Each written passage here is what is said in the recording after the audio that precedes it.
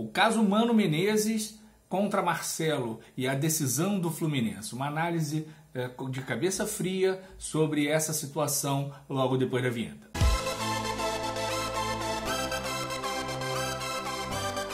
Fala galera, saudações tricolores, tudo bem com vocês? No último sábado, rescindiu-se o contrato do ídolo Marcelo, do moleque de Xerém Marcelo, do pentacampeão da Champions League, campeão da Libertadores pelo Fluminense, depois de um entrevero entre ele e Mano Menezes. Segundo a imprensa, foi de comum acordo a rescisão do contrato. Não sei se efetivamente foi isso, ou que foi passado por fontes para a imprensa, e no jornalismo a fonte é sagrada, então vamos respeitar a informação, assim como vamos respeitar a informação que o Caio Blois trouxe sobre o que o Marcelo teria dito ao Mano Menezes. Uma fonte relatou a ele que ele disse que estava encostando no braço dele para fazer média com a torcida. Né? E isso, vamos lá, para começar essa análise dessa putaria. Porra, vá a merda. Se isso é suficiente para ficar putinho, né, parou, acabou o mundo. Né? Mas a gente também sabe, pela imprensa, que não era só isso, que os problemas já vinham se acumulando e que isso poderia ter sido a gota d'água. Então vamos fazer uma análise assim, com muita tranquilidade. Em primeiro lugar, a não entrada do Marcelo prejudicou o Fluminense. Né? O Diogo Barbosa estava cansado, estava esgotado, e a bola foi exatamente nas costas dele. E quando ele não coloca o Marcelo, ele coloca o John Kennedy, quando o Fluminense precisava se defender para manter a vitória que era tão importante na sexta-feira. Uma vitória contra o Grêmio. Hoje estaríamos em 11º lugar com 39 pontos.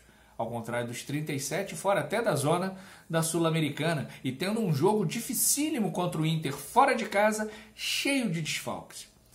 Então, ao não colocar o Marcelo mesmo assim e ser um líder de verdade, resolver depois fora de campo, criou ali a treta, e aí sim, para fazer uma média com torcida, com imprensa, com sei lá mais quem, ou com parte do grupo, né, que se sentia incomodado, né, com algumas atitudes do Marcelo, o Mano Menezes jogou fora 2 pontos. Essa é a primeira análise que ninguém fez.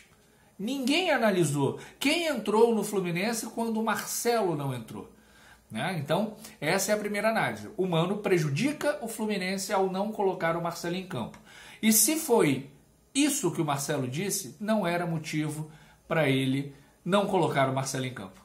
Então, era o ego do Marcelo contra o ego do Mano Menezes. Essa é a primeira questão. A segunda questão, e aí ela é extremamente importante, talvez para explicar muita coisa, é que os jogadores já vinham incomodados há bastante tempo com o comportamento do Marcelo, chamando o Marcelo de reclamão, né, reclamando porque o Marcelo não viajava para determinados jogos fora de casa. Né? Então aí tem algumas coisas. Né? Se o Marcelo não viajava e se a diretoria não conversava com o grupo do porquê que o Marcelo não viajava, erro da diretoria, erro da comissão técnica. Né? E talvez erro do Marcelo, porque dizem, né, as más línguas, e uma pessoa de dentro do Fluminense me disse que o Marcelo inventava lesão. Eu custo a crer que um jogador, né, de Copa do Mundo, 5 vezes campeão da Champions, campeão da Libertadores, da Recopa pelo Fluminense, né, inventaria lesão para não jogar. Pode ser que estivesse sentindo dor, né, sem que essa dor apontasse para uma lesão. Mas é o que a fonte me informou, e fonte, como eu disse, é sagrada. Então, já havia um desconforto. E aí eu perguntei a essa fonte, esse desconforto vem de quando? Aí ele falou, na verdade, desde o ano passado. Só que no ano passado, o Fernando Diniz colocou tanta pilha no todo dia 4 de novembro, que todo mundo passou por cima disso. Né? Todo mundo passou por cima. E o Fluminense conquistou a Libertadores, né? Foi para o Mundial, foi vice-campeão mundial, e aí começa 2024. Desde o início dessa temporada, eu tenho dito que os jogadores do Fluminense demonstravam uma apatia, né? Ou seja, parecia... Sabe quando você tem um objetivo e aí você alcança esse objetivo? Você fala, putz, consegui. Né? E aí você meio que não tem um outro objetivo, porque no caso do Fluminense todo dia era 4 de novembro. E depois do 4 de novembro?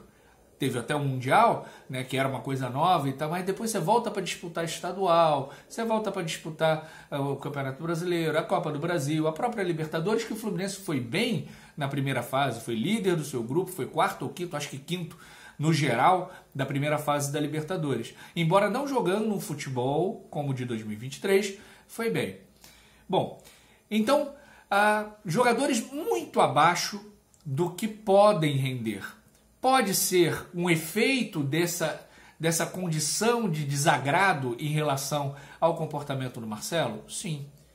Pode ser também um desagrado em relação às contratações pífias, patéticas e de ex-jogadores de futebol em atividade? Também. Pode ter algum outro motivo que a gente não faz a menor noção? Também. E tem também, obviamente, o fato do Fluminense ter jogado 7 dias após a reapresentação dos titulares. Isso, inequivocamente, transformou o ano de 2024 no inferno que o senhor Mário Bittencourt joga a culpa para o Fernando Diniz. Quando ele disse em podcast que o tricampeonato carioca, que não vem desde 1985, era uma prioridade do clube. Não sei se com essas palavras, mas com esse sentido. Então era uma política do clube disputar forte o título estadual e não precisava. Os moleques classificariam o Fluminense para a semifinal e o Fluminense deveria ficar treinando e tendo a condição física para jogar a final da Recopa e a semifinal do Campeonato Carioca. Não importa se ia ter Fla-Flu no meio das duas finais, dos dois jogos da final da Recopa. Não importa. Aquele Fla-Flu não importava absolutamente nada. O Fluminense estaria classificado. Mas era prioridade da direção e o Fluminense jogou com menos de 7 dias de treinamento, com 7 dias da apresentação. Então esse é um outro fator. Mas é claro, estava muito claro, né, que tinha alguma coisa errada. Quando teve a situação do churrasco no CT, muita gente xingou, porque essa galera não entende absolutamente nada. Eu já fiz eventos na minha casa com o meu grupo de trabalho, isso há muito tempo atrás, quando eu trabalhava em empresa privada, para que a relação entre o grupo ficasse melhor. E não fiz uma vez só. Fiz mais de uma vez, porque eu tive mais de uma equipe na empresa, né, onde eu coordenava. Então eu fazia isso com uma certa frequência, né, para manter o grupo coeso, crescendo junto e batendo as metas que nós tínhamos na empresa juntos. E eu disse na época, olha, isso está com cara de grupo rachado. O que eu não tinha ideia era que esse racha no elenco poderia ser por conta do Marcelo. E eu não estou dizendo que foi. Eu achava que era por conta dos jogadores que tinham sido contratados, porque tinham um histórico, né, de reclamar muito quando não estavam sendo titulares. O Douglas Costa, todo mundo viu como foi a saída dele do Grêmio, né? Mas eu nunca ia imaginar naquele momento que poderia ser com o Marcelo. Agora, eu tenho uma experiência pessoal com o Marcelo.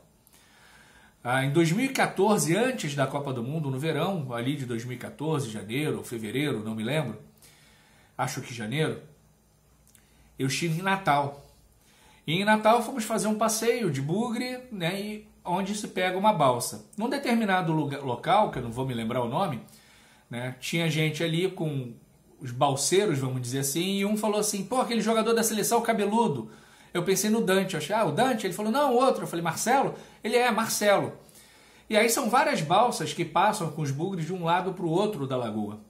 E todo mundo tirou foto do Marcelo, estava ele, estava a esposa, o filho mais velho, não lembro se estava, mas ele e a esposa certamente estavam, né, no bugre, e ele com uma cara de anos, para não falar um palavrão, para todo mundo que tirava foto. Quando passou para o outro lado, todo mundo quis tirar uma foto com ele, um ídolo mundial. Ele tirou várias fotos. E aí, quando eu pedi para ele tirar uma foto com a minha filha, ele vira para mim e fala assim, viu como é bom pedir antes? Minha filha ouviu aquilo e ela odeia o Marcelo até hoje. Ela está hoje com 23 anos. E eu olhei e falei, cara, que cara babaca. Né? Se ele acha que a gente tem que pedir para tirar foto de longe de uma celebridade, vai tomar naquele lugar. Entendeu? Quando estava perto, eu falei, pô, tira uma foto com ela na moral e tal. Ele até tirou, sequer sorriu, né, e falou uma babaquice dessa, né, e em respeito à minha filha, eu não mandei ele tomar naquela hora. Então o Marcelo, ele tem, sim, essa arrogância, né, de se achar a última Coca-Cola da geladeira, a última cerveja da geladeira. É muito complicada essa situação. Eu acho que o Mano errou muito rude ao não colocar o Marcelo, tinha que ter colocado o Marcelo. O Marcelo não ia entregar o jogo, o Marcelo possivelmente não tomaria aquela bola nas costas, né, e talvez o Fluminense tivesse vencido. E errou mais ainda quando ele coloca o John Kennedy, um atacante que não ia fazer aquela função. Né, então, o Mano errou muito feio.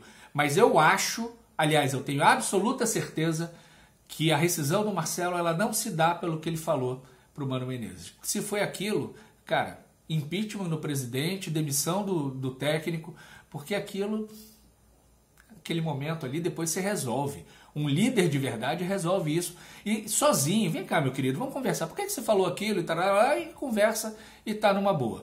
Agora, eu também tenho a informação que não é só o Marcelo que está insatisfeito com o Mano, e tem titular também insatisfeito com a forma de trabalho do Mano. Porque a gente sai de um modelo de jogo que muitas vezes, nem sempre, mas muitas vezes encantava, para um modelo de jogo que a gente ganha no famoso gol cagado, muitas vezes. Né? Ou na jogada genial do Ganso, do Arias, né? No talento individual. A gente nunca ganha no coletivo. A gente nunca ganha, ótimo, né? A gente não ganha no coletivo. Né? O nosso coletivo é ruim. Dizer que o Mano Menezes arrumou a defesa, né, com o Fábio fazendo tantas defesas por jogo como ele faz, chega a ser um deboche à minha inteligência. Né? O Mano não arrumou nada. Né? O Fluminense teve reforços, né, que fortaleceram, teve retornos de um monte de jogador que estava lesionado. Na época do Fernando Diniz chegaram a ser 12 desfalques, né? Então voltou todo mundo, né? Todo mundo entrando em forma, um time nivelado na forma física, o que também faz muita diferença, com o Thiago Silva, né? Com o Bernal, com o Serna, que infelizmente se contundiu, o Thiago Silva agora voltando, e aí ele escala contra o Grêmio um time sem o Bernal, né? Com o Lima, que não é volante, não é meia, não é o criador do jogo, é um cara que ajuda na marcação, mas não é um excelente marcador, ajuda no movimento ofensivo, mas não é um criador, é importante para o grupo, mas o Bernal ali daria uma segurança maior ao meio-campo do Fluminense. Enfim, acho que, tenho certeza que o que o Marcelo disse na sexta-feira contra o Grêmio não foi o que motivou a rescisão de contrato. Foi o que motivou, talvez, a gota d'água para o Mano não colocá-lo, e aí foi um erro do Mano. Né? E a rescisão ela também vem por uma gota d'água, por uma série de outras questões. A verdade, que o Marcelo disse em rede social, que a verdade, assim como o sol vai aparecer, talvez nunca apareça. Né? Porque tem a verdade do Marcelo, a verdade do Mano, né? E a verdade. Né? Talvez ela nunca apareça. Mas eu queria agradecer ao Marcelo pelos títulos da Taça Guanabara, do Campeonato Carioca, da Libertadores e da Recopa. 4 títulos que ele levantou com o Fluminense. A Taça Guanabara ele ainda não estava jogando, é verdade. Entrou na final do estadual, fez um golaço, né? E foi sim muito importante nas conquistas que o Fluminense teve em 23 e no início de 24. Muito obrigado, Marcelo, né? Dá nome ao nosso estádio lá em Xerém, estádio Marcelo Vieira, né? E eu acho que talvez, se esse era o problema no elenco, a partir do próximo jogo, mesmo com a caralhada de desfalque, o Fluminense vai voltar a jogar um futebol convincente, desde que os jogadores, obviamente, não obedeçam, né, ao papai e mamãe horroroso do Mano Menezes. Grande beijo, grande abraço, tchau, tchau.